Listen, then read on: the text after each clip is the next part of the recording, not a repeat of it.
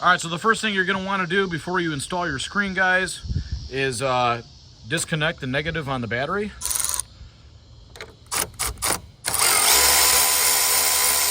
Just loosen that a little bit. Take your negative, pull it off, and this is just going to stop anything from happening when you unplug all your wires and, you know, basically take your whole stereo out of there. All right, so the first thing that I did was pull off my bezel that goes around my gauge cluster. You're going to need to do that because when you pull out the bezel that's around your stock screen, these kind of intertwine and lock in with each other. So what you're going to do when this is on your car, just kind of give it a little pull. Come over here on this side, give it a little pull, pull the vent, and everything comes off as one. You can see it as one. And then everything is out of there, out of the dash. This comes off easy. It's like pop, pop, and you're like, whoa, that's really super easy. Number two, you can go ahead and pop off your vents that's around the screen. Just grab it where that little tab is, and then grab it over there on that tab, and it just pops right off. Next thing we're gonna do is pull this off. And then disconnect the cigarette lighter power, or the 12 volt, if you want to call it that. If it doesn't, that's fine. You can just kind of leave it aside.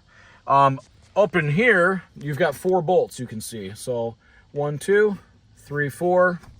I'm going to go ahead and loosen those bolts with this, and I'll be right back. All right, so I've got the 4 bolts out. Now you can just pull out your screen.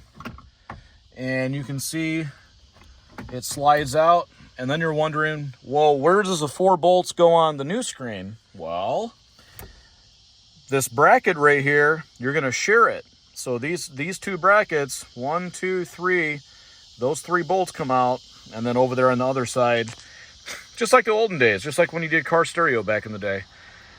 So these come off. We're going to mount them to this, and then your new screen pops right in. Also, you might want to take a picture of the wires. You can either use my screen and do a screenshot or take a picture of yours. They're pretty self-explanatory of where they go. You can't really mess it up. Colors go to colors pretty much. But if you don't know, I would take a picture. Also notice I put a rag here, a towel. Take your towel and tuck it in over there, so that way when your screen comes out, it doesn't scratch and tear up your dash, because it will. It could. Well, this is metal. You don't want the metal to scrape your buttons and scrape your HVAC stuff. So you might want to put a towel down. All right, I'm going to go ahead and unplug the wires, plug it into the new screen, swap over the brackets to the new screen as well. All right, I've got the screen in. Now, we do have to transfer the vents. I haven't done so yet, but we do have to pop out the vents and pop the vents back in. I just want to make sure it works, because the last thing you want to do is hook up the vents, hook up the bezels, pop in your plastic over there, pop everything in, you know, put this back in, and then it doesn't work. So, all right, the moment of truth. We're going to turn on the power and see what happens. Now, it will flicker on camera, but it doesn't flicker in real life because my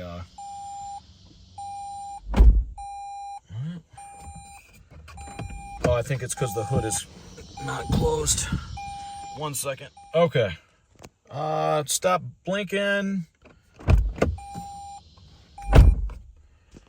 And she's on. Cool. So screen works great. Man, this thing is way bigger. Jeez. Super big.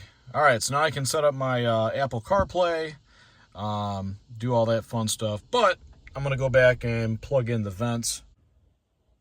All right, so the next step, after we've put the screen in and we've noticed that it does work in the Tundra, I'm back in the shop. We have to remove the vents. And then once the vents pop out of the small 8-inch screen bezel, then we'll put the vents back into the big one.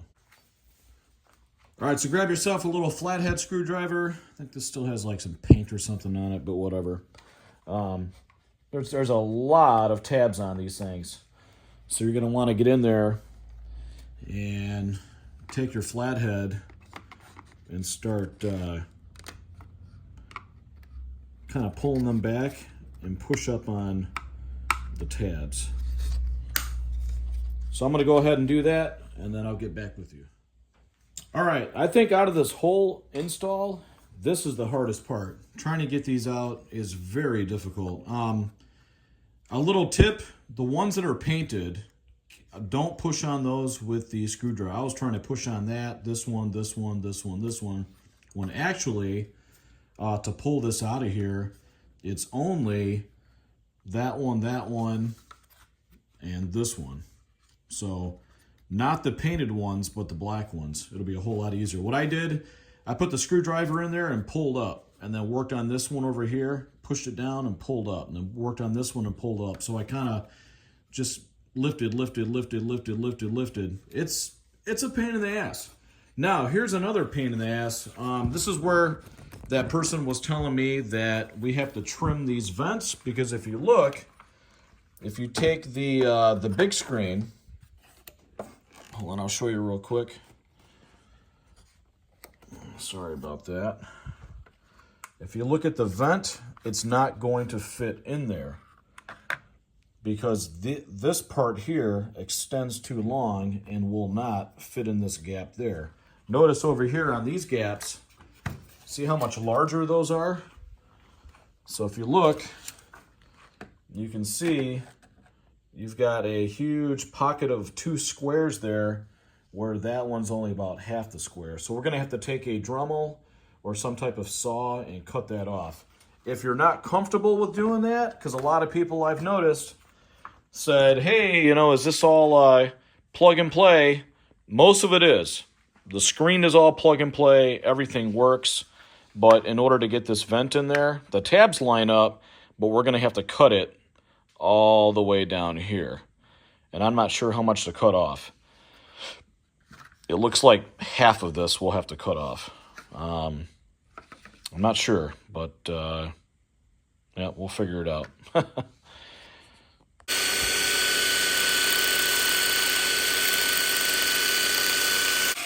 Okay, so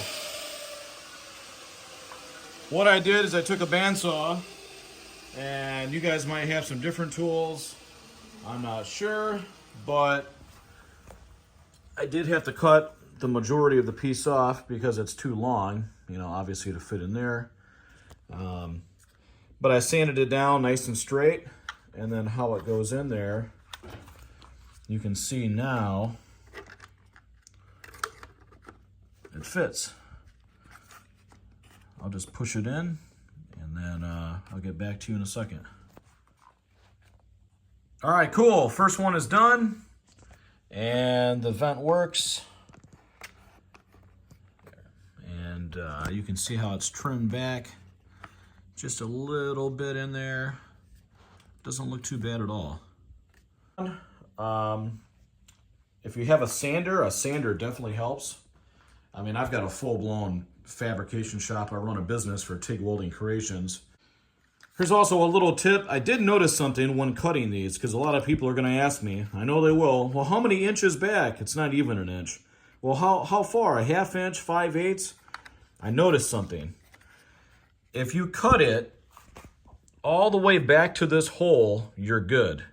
So what that means is if you kind of imagine a line at the very bottom of this hole, and then picture that line going all the way across the bottom so that the line is lined up at the bottom of the hole and it's parallel all the way to the vent.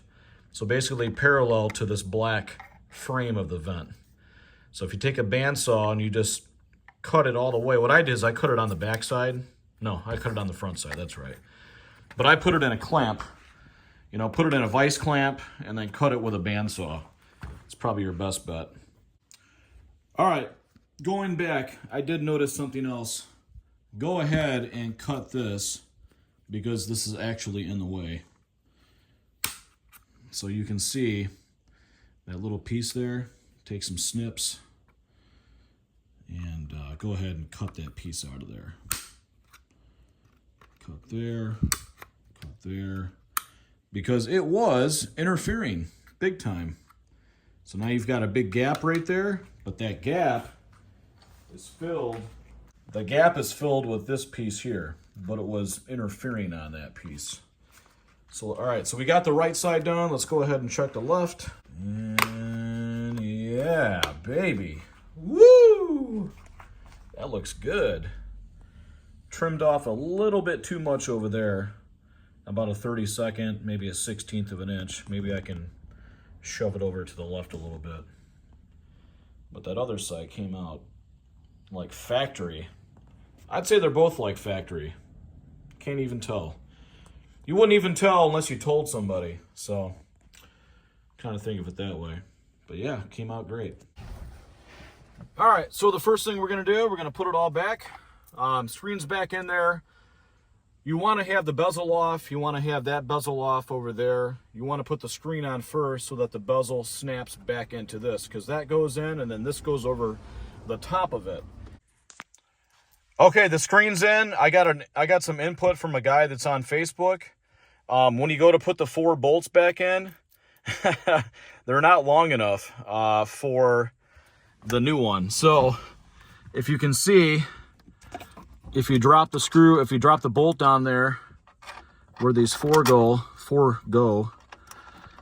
see how I can just spin it? It doesn't even reach the bottom. So like he was saying, he goes, just to save you some time, if you go to put the 4 bolts back in, they don't even reach the thread of the nut down in there, or the threaded part. So what that means is we have to go to the hardware store and get some longer ones. Also, another thing that we need are spacers. So in between the bracket and the plastic, when you tighten down the new bolts, see how it's going to compress this that bracket there? See how it moves? So we need to put some spacers in between there, so that way it crushes down on top of some kind of spacer. You can put washers in there. Washers would be a pain in the ass. So what I'm going to use, I'm just going to get like I'm going to go to the hardware store and get some bushing spacers. Oh, and guys, the backup camera works perfectly fine. All right, I'm at the hardware store. I just bought some bolts and some spacers. They had like the perfect spacers. So check these out. Little spacers to go in between there. All right, as you can see, I've got 1 spacer in there already. You can see over here, you can see the spacers are underneath there. So what you can do is just kind of grab a bolt and slide it.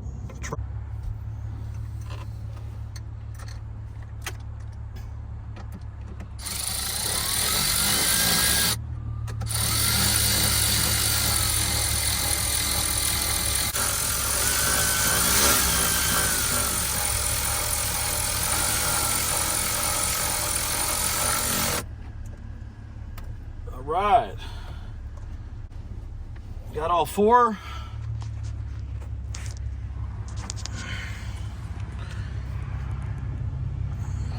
Spacers are in there. Now, time to put the trim back on, that trim back on, and we're good. All right, I've got that trim popped in over there. I'll do one for you anyways. All you gotta do is take your vent, pop that on there, take your trim piece, pop that on there. Give it a little push, push, push. Make sure everything is seated.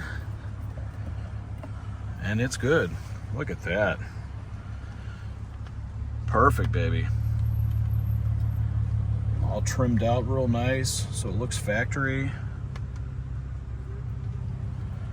Used to do a lot of car stereo back in the day, so this kind of comes a little easier for me.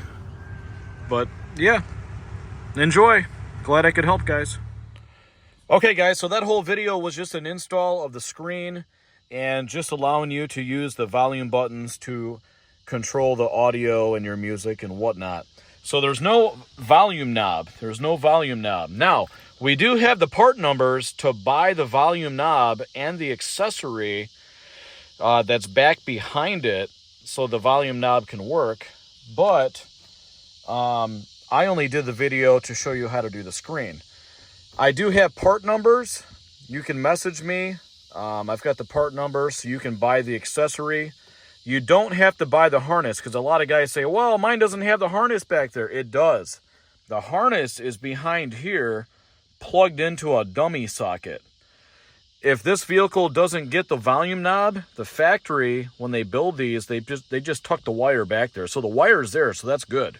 The only thing you got to buy is the knob and the module that's back there that controls the volume. So what you're going to have to do is drill a hole, and then you're going to install your knob. Somebody's already done it before. I may do it in the future. I may make a future video, but I'm just telling you right now, if you want to do it, you'll have to take a step bit, go very carefully. You have to pull this whole thing out, take it into your shop, and basically drill a hole and install it just kind of like how I did the screen. So, yeah, there's that.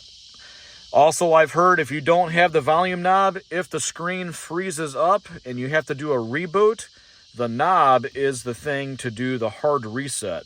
If you don't have the knob, you can't do the hard reset if something goes goofy with your screen. So that kind of makes me think, yeah, I think I'm going to go buy the knob now. Stay tuned for video 2.